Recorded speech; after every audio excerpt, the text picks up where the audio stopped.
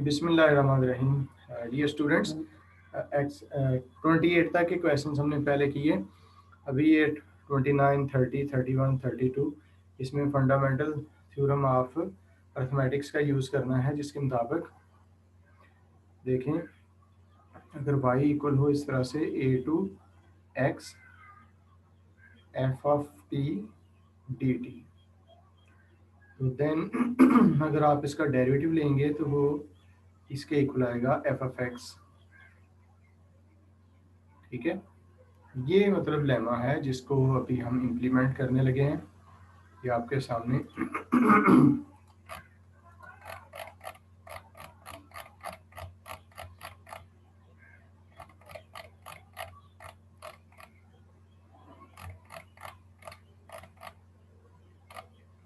ये वाली जी लेमा थ्योरम 4।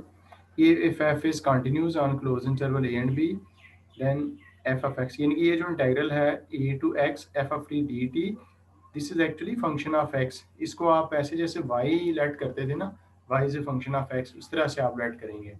और ज़ाहिर है जब आप इसका डेरिवेटिव लेंगे तो वो डी ओवर डी एक्स इस तरह से आएगा इस सारे का, क्योंकि अभी आपने कहा ना कि ये एक फंक्शन ऑफ एक्स है। तो देन इसके डेरिवेटिव का फार्मूला क्या है कि ये जो इसमें एफ ऑफ टी है ना, जस्ट उसमें वेरिएबल चेंज करते हैं, इसको एफ ऑफ एक्स कह दें। ये है हमारा रिजल्ट जिसको हम अभी इस्तेमाल करने लगे हैं। मतलब अगर y इक्वल हो a to x f of t d t, then क्योंकि जैसे मैंने कहा this is actually f of x. इसकी वजह क्या है कि जब आप इस फंक्शन की इंटीग्रेशन करेंगे तो ये टी की फॉर्म में इंटीग्रल है। जब आप इस पर लिमिट्स लगाओगे तो ज़ाहिर है लिमिट एक्स और ये कांस्टेंट है, तो ओवरऑल आपके पास जो फंक्शन आएगा वो एक एक्स का फंक्शन होगा। और अगर ये वाला इंटीग्रल एक्स का फंक्शन है तो ज़ाहिर है इसकी डिफरेंशिएशन कर सकते हैं, और उसका ये वाला रिजल्ट है कि इसका जो डेरिवेटिव है वो इसके इक्वल होगा। तो ये क्वेश्चन 29 से 30 में कह रहा है कि आप ये जो डेरिवेटिव्स हैं इंटीग्रल्स के, और ये जो इंटीग्रल्स हैं इनके आंसर्स ज़ाहिर है कि एक्स की फॉर्म में है, इसलिए तो उनके एक्स के लिहाज से डेरिवेटिव कहा गया है। By evaluating the integral and differentiating the result, कहता है कि इसको आप दो तरीकों से हल करो। देखें, कहता है पहले आप इसको इंटीग्रेट करो और बाद में डिफरेंशिएट करो। तो देखें इसको जो अगर हम स्टार्ट करेंगे एफ ऑफ एक्स, ये क्या है, integral from zero to square root x और cos of t d t. मतलब डेरिवेटिव लेना है, जैसे यहाँ पे भी हमने डेरिवेटिव लिया है, लेकिन पहले दो तरीकों से कह रहा है। कह रहा है कि पहले आप इसको इंटीग्रेट करो, यानी कि मैं ऐसे ही लिखूंगा डी ओवर डी एक्स और इस इंटीग्रल को सॉल्व करूंगा। ऐसे इसका इंटीग्रल क्या होगा, सारे के cos t का इंटीग्रल होगा sin t। इस पे फिर आपने ये लिमिट्स अप्लाई कर देनी है, ये अंडर रूट एक्स और नीचे गालिबन जीरो है ये। तो जब आप इसको फर्दर लिखोगे d over d x upper limit minus lower limit, तो ये इस तरह का बनेगा sine under root x upper limit minus sine zero zero होता है, तो ये बन गया साइन एक्स अंडर रूट। अब इसका डेरिवेटिव ले लेते हैं, तो सारे साइन एक्स अंडर रूट का derivative cos x under root और एक्स अंडर रूट का डेरिवेटिव 1/2 एक्स अंडर रूट। तो ओवरऑल ये आंसर बन गया 1/2 एक्स अंडर रूट और then cos x under root. तो ये जो उसने कहा कि इसको दो तरीकों से हल करो, बाय वैल्यूएटिंग द इंटीग्रल, यानी कि जो इंटीग्रल है उसको सॉल्व करें, एंड देन डिफरेंशिएटिंग। दूसरे नंबर पे कहता है by differentiating the integral directly, कि इस थ्योरम के इस्तेमाल से आप इसको डिफरेंशिएट करें। देखो आप ना इसको y जिसको डिफरेंशिएट करना है ना, इसको आप ले लें किसके इक्वल, y के equal. This is cos of t dt। अब ये जो थ्योरम है ना, ये सिर्फ उस वक्त एप्लीकेबल है जब लिमिट हो इसमें a टू x, इसमें क्या है a to under root x. आप क्या करें कि अपनी सहूलत के लिए इस अंडर रूट एक्स को u के इक्वल ऐड कर लें। ठीक है, तो देन आपका y बन गया integral from zero to u और then cos of t dt। अब ये जो राइट साइड है ना, ये x वाला फंक्शन नहीं रहा बल्कि ये u वाला फंक्शन है। जब आप इसका डेरिवेटिव लोगे तो ज़ाहिर है आप इसको u के लिहाज से डिफरेंशिएट कर सकते हो ना, क्योंकि राइट साइड u वाला फंक्शन है। तो इस थ्योरम के इस्तेमाल से ये किसके इक्वल आएगा कि ये जो फंक्शन है उसमें सिर्फ वेरिएबल आपने u लगा देना है, cos u। ठीक है, लेकिन देखो आपने तो actually d y by d x find करना था ना, d y by d x ये फाइंड करना था। तो बदरिया चेन रूल, इसको आप यूँ लिखेंगे d y by d u multiplied by d u by d x. ठीक है, यानी कि एक्स की फॉर्म में रखना था, ये यू तो हम अपने मर्जी से लेके आए हैं। अब d y by d u ये किधर है, ये हमने निकाला है कॉज ऑफ यू। अब d u by d x कहाँ से निकलेगा, ये है ना यू इक्वल टू है एक्स अंडर रूट, तो यहाँ से आप निकालो ना d u by d x, कितना आया 1/2 एक्स अंडर रूट, इसको यहाँ पे लगा लो 1/2 एक्स अंडर रूट, तो ये आंसर क्या आ गया 1/2 एक्स अंडर रूट, और आप चूंकि डेरिवेटिव आ चुका है यू की वैल्यू भी लगा दें, तो ये d y by d x यानी कि इंटीग्रल का जो डेरिवेटिव है वो हमने निकाल लिया। ये पहले तरीके से निकाला था, ये दूसरे तरीके से निकाला था, दोनों तरीकों से आंसर सेम आया है, ये हमें यहाँ पे करना था।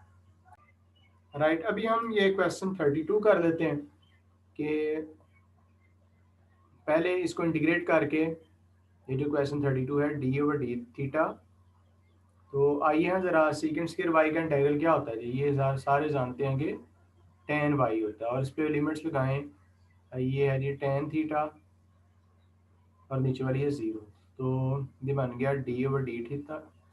देखें ये जो सीकेंट स्क्वायर वाई है उसका इंटीग्रल क्या आ गया टेन वाई, और इस पर हम लिमिट लगा रहे हैं, upper limit tan theta, lower limit zero, तो ये लगाते हैं इसमें ten of tan theta minus ten of ज़ाहिर है कि टेन जीरो, यहाँ पे नीचे वाली वाई की जगह पे क्या कीमत लगानी है जीरो, तो ये आ गया टेन ऑफ टेन थीटा, इसका डेरिवेटिव क्या होगा जी secant square of tan theta, sec tan का डेरिवेटिव सीकेंट स्क्वायर थी, आप इसकी जो एंगल है उसका further derivative secant square theta, ये तो हमने एक पहले तरीके से इसको कर दिया। अब अगर दूसरे तरीके से करना चाहें, जो उसने बी पार्ट कहा है, तो इसमें आप इसको वाई के को लेट करें ना, किसको, जिसको डेरिवेटिव लेना है जीरो टू टेन थीटा और then secant square y d y, ठीक है। अब थीटा के लिहाज से इसकी डिफ्रेंसिएशन होगी, लेकिन यहाँ पे जो फार्मूला है ना वो नीचे कांस्टेंट और ऊपर है ये सिंगल वेरिएबल हो, तो यहाँ पर भी हम ये करेंगे कि टेन थीटा को ना आप यू लेट कर लें, तो देन वाई क्या बन गया इंटीग्रल फ्रॉम ये क्या था जीरो से यू और then secant square y d y, तो अब इस फार्मूले के इस्तेमाल से इसका डेरिवेटिव कितना लिखा जाएगा d y by d u के लिहाज से, चूंकि यहाँ पर यू वाला फंक्शन है, तो ये क्या लिखेंगे सीकेंट स्क्वायर यू, ठीक है, सिर्फ ये वेरिएबल को यू से रिप्लेस करना है, ठीक है। लेकिन मकसद हमारा था डी वाई बाई क्या फाइंड करना, d y by d theta find करना, अब आप चेन रूल से करोगे d y by d theta, ये क्या लिखा जाएगा डी वाई बाई असल में मुझे वाई नहीं लेट करना चाहिए था क्योंकि वाई इसमें ऑलरेडी मौजूद था, बहरहाल ये कुछ और वेरिएबल जेड रखना चाहिए था, और चलें जेड रख लेते हैं इसको, जेड जेड और ये जेड, ठीक है जी। तो ये जो d z by d theta ये कैसे आना था d z by d u और then d u by d theta, so d z over d theta, अब d z over d u कितना है ये हमने निकाला हुआ सीकेंट स्क्वायर यू,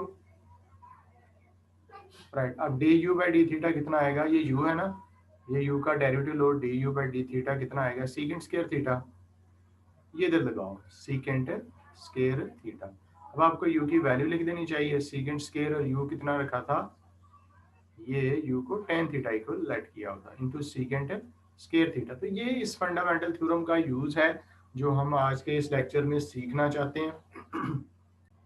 राइट, अभी हमारे पास ये आ गए हैं क्वेश्चन 33 से 40, इनको देखें कैसे सॉल्व करेंगे, लेट्स ट्राई 40, ठीक है। तो मैं इसको y को ये जो लेट किया होगा ना, एक तो ये चीज़ है ना कि कांस्टेंट जो लिमिट है ना वो ऊपर में होनी चाहिए, तो मैं इसको यूँ लिख लेता हूँ 0 से 10x, और जब भी लिमिट्स इंटरचेंज करें तो माइनस का साइन आता है, और then d t over 1 plus t square, ठीक है। तो अब यहाँ पे जो फार्मूला जब अप्लाई करना है तो उसमें लिमिट होती है 0 से कोई x वाली वैल्यू, ये 10x है तो आपको क्या करना चाहिए u इक्वल टू 10x यहाँ पे फर्ज कर लें, फिर आपका जो y है ना वो बन गया माइनस 0 से u और 1 over 1 plus t square d t, तो अब आप यहाँ पे फाइंड कीजिएगा d y by d u minus d over d u, then integral 0 to u 1/1 plus t square d t. तो जैसे कि हम बार बार कर रहे हैं कि इसका इंटीग्रल क्या होता है, जस्ट ये जो इंटीग्रेंड है ना इसमें आपने u रिप्लेस करना है, ये बन गया 1/1 प्लस यू स्केयर। ये आंसर आया d y by d u का। और यहाँ से d u by d x इसके इक्वल होगा, वो ज़ाहिर है कि इसका डेरिवेटिव लोगे तो सीकेंट स्केयर एक्स आएगा। अब आप चेन रूल लगाइए कि d y by d x, ठीक है ना, वो क्या होगा डी वाई बाई ये d u multiplied by d u by d x, right.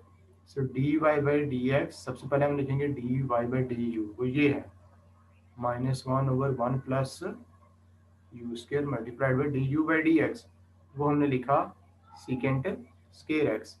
अब फाइनली हमें ये यू की वैल्यू लगानी है 1 प्लस यू का स्केयर कितना होगा जी, ये tan स्केयर एक्स और देन सीकेंट स्केयर एक्स। अब ये भी 1 प्लस tan स्केयर एक्स भी सीकेंट स्केयर एक्स होता था, ये दोनों कट जाएंगे और इस तरह से आंसर आएगा -1 जी। अभी आप देखें ये क्वेश्चन 38 वाला,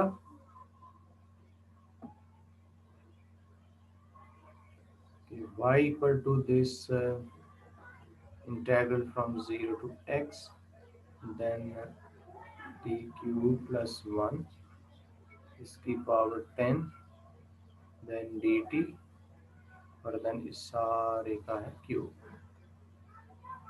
अभी ये जो फंक्शन है ना ये हम पहले भी देख चुके हैं कि ये x का फंक्शन है, क्योंकि ये जब इंटीग्रेशन के बाद लिमिट लगनी है तो उसमें x वाली वैल्यू पुट होनी है।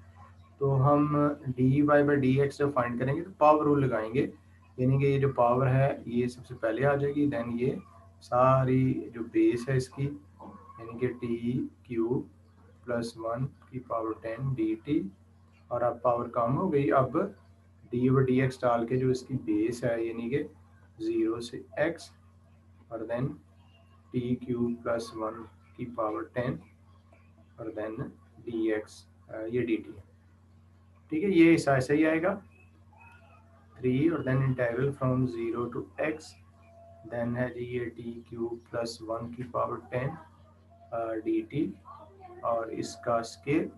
अब इसमें वो रूल जो हम ऊपर लगा रहे हैं ना कि डेरिवेटिव जब लेंगे लिमिट हो 0 to x यानी कि कांस्टेंट टू x, तो देन जस्ट इसमें जो है ना इंटीग्रेंड उसका वेरिएबल x से रिप्लेस कर देना, यानी कि ये आ जाएगा x क्यूब प्लस 1 की पावर 10, ये हो गया जी इसका इसकी डिफरेंशिएशन, ठीक है जी। इसी तरह से क्वेश्चन 36 देखें कि ये जो y है इसको कैसे डिफरेंशिएट करना है, ये जी x और limit from 2 to x square और then sin t cube dt। So आइए यहाँ पे प्रोडक्ट बन गया ना, ये भी एक इंटीग्रल भी x वाला है और ये भी रकम x वाली है, तो प्रोडक्ट रूल करेंगे d y by d x कैसे आएगा, पहली रकम और दूसरी का डेरिवेटिव यानी कि integral from 2 to this x square और then sin t cube dt plus, अब ये इंटीग्रल पहले लिख रहे हैं 2 to x स्क्वायर और then sin t cube d t और डी ओवर डी एक्स डाल के x, ठीक है जी। अब ये d y by d x से इक्वल आया x। अब देखो ना इसमें होना चाहिए था ये इंटीग्रल फ्रॉम 2 to x। अब ये जो x स्क्वायर है ना इसको थोड़ा हमें एवेलुएट करना है, इसको आइए थोड़ा साइड पे कर लेते हैं, ये जो है ना डी ओवर डी एक्स और integral from 2 to x square और then sin t cube dt, इसको हम थोड़ा साइड पे हल कर लेते हैं। देखो इसमें आप यूं करो ना कि x स्क्वायर को u लेट कर दो, ठीक है, तो फिर ये जो इंटीग्रल है यहाँ पे हल कर लेता हूँ इसको, ये आपका बन गया d over d x then integral from 2 to u और देन ये sine t cube d t. अब देखो ना, ये अब u वाला फंक्शन बन गया। डिफरेंशिएशन हम x के लिहाज से करना चाहते हैं तो इसमें चेन रूल लगेगा। सबसे पहले हम लिखेंगे साइन यू क्यूब और then d u by d x, ये होगी इसकी डिफरेंशिएशन। अब d u by d x क्या होगा वो देख लें, यू हमने लेट किया हुआ एक्स के, तो ये बन जाएगा 2x और साइन यू क्यूब, और u की वैल्यू भी इसमें लगा देंगे तो ये यहाँ पे इसकी डिफरेंशिएशन लिखूंगा, यानी कि 2x देन साइन u का क्यूब है ना, अब u एक्स स्क्वायर के बराबर है तो ये x6 ना हो गया, प्लस ये integral from 2 to x square और sine t cube d t, और ये x का ज़ाहिर के डेरिवेटिव 1 होता है। देखिए इससे आगे जो क्वेश्चंस हैं 41 से 44 तक, इसमें वो area under the curve find करना है। देखिए आप ये काम एफएससी में कर चुके। फर्ज करें ये कोऑर्डिनेट एक्सिस है और ये फर्ज करें कर्व है y equal to f of x, और यहाँ पे हम दो पॉइंट्स ले लेते हैं, एक फर्ज करें x1 और एक x2 ले लेते हैं, तो ये वर्टिकल लाइंस बन गई। तो ये जो एरिया है जो कि इस कर्व के नीचे बाउंड हुआ है बिटवीन एक्स एक्सिस है और इन ये जो x1 इक्वल टू 5 अगर आप कहते हैं तो एक वर्टिकल लाइन है, x1 x2 is equal to 7 कहते हैं तो ये एक वर्टिकल लाइन है। तो ये जो एरिया बाउंड हुआ है दो वर्टिकल लाइंस x1 x2, और इसी तरह से ये एक्स एक्सिस और ये जो कर्व की मदद से ये जो एरिया है ना, ये वाला एरिया, इसके फाइंड करने का फार्मूला हमने एफएससी में पढ़ा, ये होता है integral from this x1 to x2 और then f of x d x. तो यहाँ पे हमने ये एरिया अंडर द कर्व की बात करनी है। ये कहता है इन दीज एक्सरसाइजेस 41 से 44 find the total area between the region and the x axis, यानी ये एक्स एक्सिस और ये जो रीजन है और ये जो लाइंस हैं between x equal to -3 to x equal to. तो सादा सा है, इसमें कुछ भी सच मसला नहीं है। तो आपने रिक्वायर्ड एरिया जो फाइंड करना है वो क्या होगा, देखिए x चेंज हो रहा है फ्रॉम -3 टू 2, और एफ ऑफ एक्स या वाई ये दिया है उसने -x के -2x। अब इसको आपने करना है इंटीग्रेट, ये आप खुद करेंगे, ठीक है। -x 3/3, इस पे आप लिमिट्स लगा सकते हैं 2 और -3 -2 के बाद जो x है इसका इंटीग्रल हो गया x²/2, और इस पे भी आप लिमिट्स लगा दीजिए। बाकी आप सॉल्व करना जानते हैं। ये मैं -1/3 को साइड पे कर लेता हूँ। अब अंदर रहेगा सिर्फ x3, इसमें x3 में अपर लिमिट लगाइए 2, इसका क्यूब माइनस लोअर लिमिट लगाइए -3, इसका क्यूब, ये 2 इस 2 से काट रहा है, सिर्फ x के रह गया, तो आप ऊपर लिमिट लगाएंगे 2 का स्क्वायर माइनस लोअर लिमिट -3 का स्क्वायर। तो आइए फर्दर इसको सिंप्लीफाई कर लेते हैं। ये बनता है ना 8 और -3 का क्यूब होता है -27, ये बन जाएगा +27, ठीक है। तो ये कितने बन गए भला, ये बन गए 35 माइनस, इसको देख लें ये है ना 4 माइनस स्केयर की वजह से माइनस खत्म हो गया 9, तो ये ब्रैकेट के अंदर आ गया -5। तो उम्मीद है अब आप इसको फर्दर खुद ही सॉल्व कर लेंगे। -35/3 प्लस 5/1, तो ये इसका एलसीएम भी आ गया -35 और प्लस 15, तो ये गालबन -20/3। चूँकि एरिया नेगेटिव नहीं होता इसलिए आप इस नेगेटिव साइन को स्किप करेंगे, तो ये इतना एरिया आ। अच्छा जी, ये डियर स्टूडेंट्स, ये जो क्वेश्चन मैंने अभी सॉल्व किया ना, इसमें बेशुमार गलतियां हैं। गलतियां किस लिहाज से हैं, देखो यहाँ पे मैंने चेक नहीं किया कि ये जो फ्रॉम -3 टू 2 जो फंक्शन का ग्राफ है, हो सकता है कि ये इस तरह से ना कट करे एक्स एक्सिस को एक से ज़्यादा मुकामात पर। अगर इस तरह से है तो ये कुछ हिस्सा ऊपर आएगा एरिया का, कुछ हिस्सा नीचे आएगा, कुछ हिस्सा ऊपर आएगा। तो हमें ये भी चेक करना था। वो कैसे चेक करते हैं कि इस कर्व का कौन सा वाला हिस्सा कर्व के ऊपर है, कौन सा एरिया नीचे है। तो दरअसल ये सारी कैलकुलेशन मुझसे गलत हुई है। आपके पास ये जो इंटीग्रेंड है ना, ये आपने एफ ऑफ एक्स, इसको आप इंटीग्रेट करना चाहते हैं, जीरो के इक्वल पुट करें, यानी कि -x² -2x equal to 0, minus common लेके ख़त्म कर दें। यहाँ से आप x कॉमन लें तो x + 2, तो ये देखिए x की वैल्यू एक -2 भी आ रही है, एक 0 भी आ रही है। इसका मतलब क्या हुआ कि जो कर्व थी ना हमारी वो स्टार्ट हुई थी -3 से, इस तरह से, यहाँ पे था -3, तो -3 से -2 तक यहाँ पे फंक्शन ने एक्स एक्सिस को कट कर दिया, फिर उसने 0 पे भी कट किया है, और इसके बाद जो इसकी एंडिंग बाउंड्री है 2 पे भी उसने कट किया है। अब हमें ये देखना है कि -2 से शुरू होके ग्राफ ने लाजमी तौर पे -2 पे आके एक्स एक्सिस को कट करना है। तो ये जो ग्राफ का हिस्सा है ये ऊपर की जानब भी हो सकता है, नीचे की जानब भी हो सकता है। तो कैसे चेक करें? आप -3 और -2 के दरमियान एक पॉइंट ले लें। लेट्स से कि आपने ले लिया -2.5, इसको इस वाले एफ ऑफ एक्स में पुट करके देखो। चलिए ज़रा करें इसमें एफ ऑफ -2.5, ठीक है। तो ये आप लिखिए -2.5 का स्केयर, फिर -2 इंटू -2.5, ठीक है। तो ये आ जाएगा 6.25 माइनस +4 तो ये पॉजिटिव आ रहा है, मतलब यहाँ पे फंक्शन कुछ इस टाइप का है। अगर यहाँ पे अबाव है, फिर यहाँ से -2 से 0 तक ये फंक्शन लाजमी तौर पे डाउन होगा। अगर ये डाउन है तो फिर यहाँ पे लाजमी तौर पे अप होगा। तो आप देखें आपके एरिया के हिस्से ये बन गए, एक हिस्सा ये, एक हिस्सा ये और एक हिस्सा ये।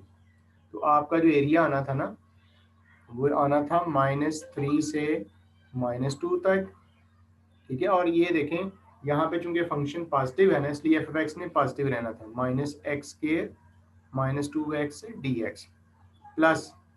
अब आप देखें ये जो -2 से 0 तक है ना, ये फंक्शन जो कि डाउनवर्ड चला गया, तो अब आपने एफ एक्स के साथ माइनस का साइन लगाना है, यानी कि -x² -2x dx।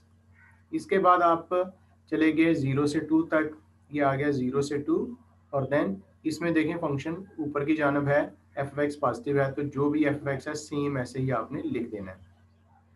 देखो यहाँ पे मसला क्या आया कि जो आपका इंटरवल था ना -3 से 2 तक, इस दौरान इसके इन बिटवीन जो फंक्शन का ग्राफ है वो एक्स एक्सिस को कट कर रहा है। तो आपने सबसे पहले वो पॉइंट्स देखने हैं कि जहाँ पे ये एक्स एक्सिस को कट कर रहा है, तो आपने एफ एक्स को 0 पुट करना, वहाँ से एक्स की वैल्यूज आ गई। इसका मतलब ये है कि -3 तो -3 और 2 तो बाउंड्रीज है ना, ये देखें। अब दरमियान वाले पॉइंट जहाँ पे इसने एक्स एक्सिस को काट किया वो है -2 और 0। अब आपने क्या करना है, एक टेबल बना लेना है जी, इस तरह से आप बनाया करते थे, बल्कि मैं तो बनवाता था स्टूडेंट से कि यहाँ पे आप इस तरह से कर लेंगे, एक टेबल बनाएंगे। टेबल से असल में ना बहुत आपको पॉइंट क्लियर हो जाएगा कि यहाँ पे आप लेंगे जी एक्स की वैल्यूज़, इधर आप लेंगे एफ ऑफ एक्स की वैल्यूज़। तो सबसे पहले आप बाउंड्री वाली वैल्यूज़ लेंगे -3, इसके बाद एक हिस्से की जगह छोड़ देंगे, और जो अगली बाउंड्री आई है ना, जैसे कि -2 वो लगाएंगे। इसके बाद टू के ये -2 के बाद 0 आता है, 0 से पहले भी एक पॉइंट छोड़ दें। इसके बाद यहाँ पे जाके आप 2 लिखिए, यानी कि जो पॉइंट्स यहाँ पे लिस्ट हो गए ना, -3 -2 0 और 2, तो यहाँ पे लगाने हैं और दरमियान में एक एक हिस्सा छोड़ते जाना है। अब आपने करना ये है कि ये देखना है कि -3 और -2 के दरमियान जो फंक्शन है वो एक्स एक्सिस से अबव है या डाउन है। तो आप यहाँ पे इन दोनों के दरमियान में से एक पॉइंट, जैसे मैंने अभी आपके सामने -2.5 लिया था, वो लगाएंगे। इसी तरह से -2 और 0 के दरमियान से आप कोई पॉइंट एक ले लें, जैसे कि -1 0 2 के दरमियान में से एक पॉइंट ले लें, जैसे कि ये है। तो अब आपने क्या करना है कि यहाँ पे जो पॉइंट है ना, ये इसकी वैल्यू तो 0 यहाँ पे हो जाएगी, ये भी 0 हो जाएगी, 0 पे भी 0 और 2 पे भी 0, या जो भी है आपने इन इन पॉइंट्स पर तो जो आपने चूंकि एफ एक्स को इक्वल टू 0 पुट किया है ना -2 और 0 पे, तो ये 0 ही आएगी। इन पॉइंट्स पर बाउंड्रीज पर आप देख लें। अब जो इंटरमीडिएट पॉइंट्स हैं, यहाँ पे देखें, अगर ये यहाँ पे पॉजिटिव कोई आंसर आता है, इट मीन्स कि ये वाला हिस्सा जो -3 और -2 के दरमियान है ये कर्व के अबव है। तो जो इस अबव होंगे उनके लिए एरिया की कैलकुलेशन के लिए पॉजिटिव वाई आप यूज़ करेंगे, और जो डाउन नेगेटिव है उनके लिए -y का यूज़ करेंगे। अच्छा देखिए, तो ये बार मुझसे मिस्टेक हो रही है कि ये जो फिगर है ना ये मुझसे गलत बनी है कि -3 और इस पॉइंट पे अगर आपको वैल्यू देखेंगे ना तो वो नेगेटिव वैल्यू आएगी, ठीक है। -1 पे अगर आप वैल्यू देखेंगे तो वो पॉजिटिव वैल्यू आएगी, इस पर वैल्यू देखोगे तो वो नेगेटिव वैल्यू आएगी। तो जब आप इस इंटीग्रल को खोलेंगे ना, जो कि -3 से 2 तक का था integral F of x d x, तो देखें ना, ये पहला हिस्सा जो -3 और -2 के ज़माने में नेगेटिव है, इसके लिए आप क्या करेंगे, लिमिट होगी -3 से -2 और minus y d x plus ये जो -2 से 0 तक है, इस दौरान वाई पॉजिटिव है। देखिए ना, ये वैल्यू से ही पता चल रहा है। ये आपने खुद फाइंड करनी है ना, एफ एफ एक्स जो हमारे पास जो दिया गया है ना, -x²-2x, ये एफ एफ एक्स है। इसमें आपने ये वाली वैल्यूज पुट कर करके देखनी है कि आंसर पॉजिटिव या नेगेटिव आ रहा है।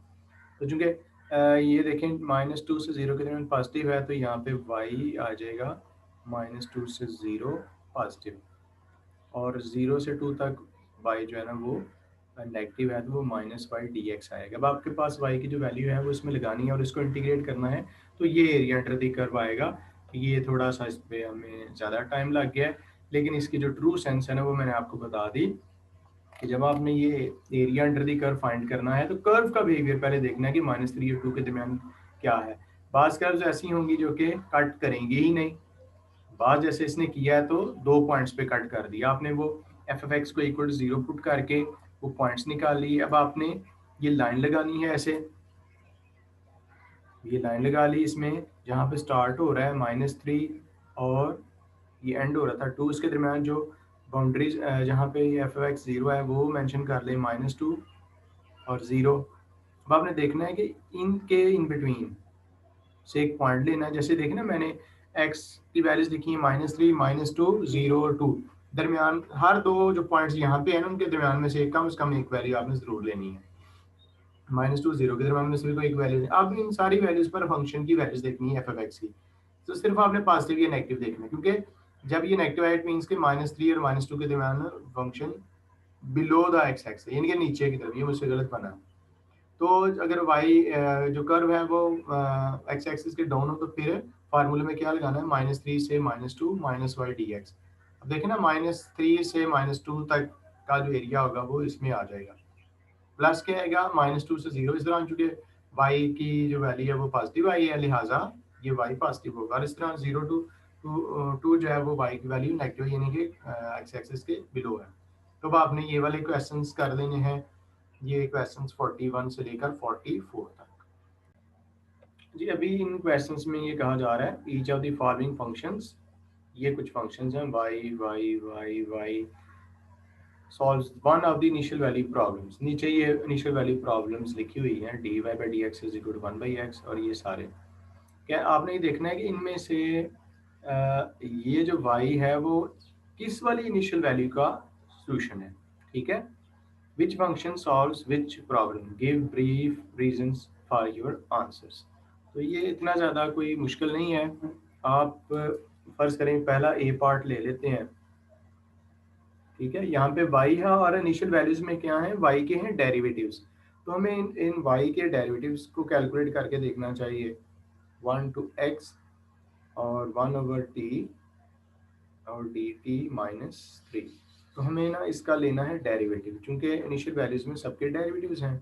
तो इधर आ गया d/dx और देन 1 to x और 1/t dt माइनस यहाँ रह के इसका जब आप 3 का लोगे डेरिवेटिव x के लिहाज से, तो वो 0 आ जाएगा।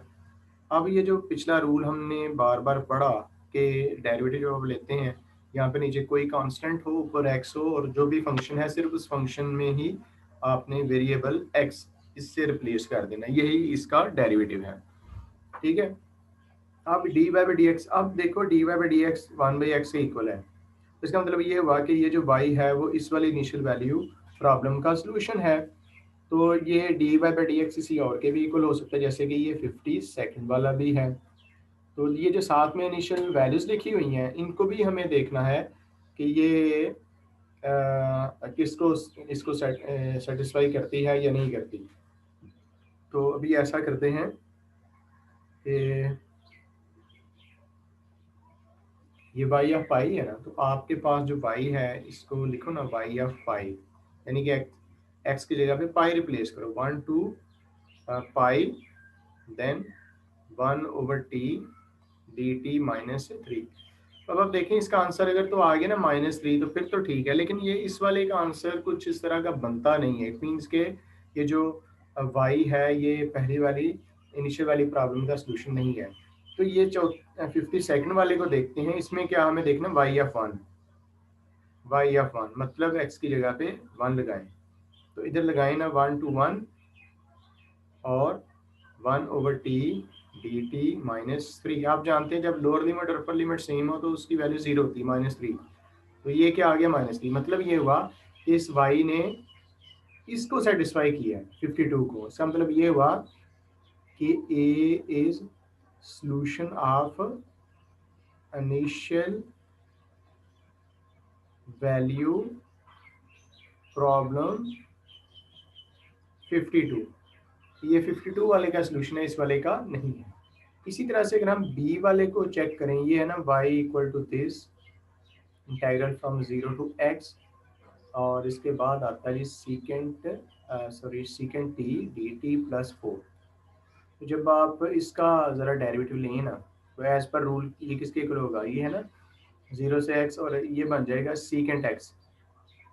This is only secant x, और इसका 4 का सारे डेरिवेटिव ये। अब सीकेंट x वाला ये भी है और ये भी है, तो साथ में जो इनिशियल वैल्यूज है ना -1 पे और ये वाली 0 पे, वो देखते हैं। बी वाले पार्ट को हल करते हैं। y ऑफ जो x है जो कि लिखा हुआ है 0 to x और secant t d t plus 4, इसमें लगाते हैं y ऑफ -1, चूँकि ये इसका भी solution y dash secant x है, इसका भी है। तो ये जो इनिशियल वैल्यू है देखनी है कि इसमें लगाते हैं तो क्या इसे 4 आता है, तो लगाएंगे इसमें 0 to -1 और secant t d t plus 4। अब देखें ये इस वाले का इंटीग्रल हम नहीं ये हल कर सकते कि ये आएगा, इसने वो आंसर नहीं निकाला यानी कि 4। अब इसमें ज़रा 0 में पुट करके देखते हैं, 0 वाला integral from 0 to 0 secant t d t plus 4। अब आप देखें अपर लोअर लिमिट सेम है, तो पहले इसे की वैल्यू 0 + 4, इट मीन्स कौन सी वैल्यू आ गई जी। यहाँ से हम ये कहेंगे कि जो बी वाला है, B is solution of 51 not 50। कि ये 51 वाले का सोल्यूशन है, 50 वाले का नहीं है।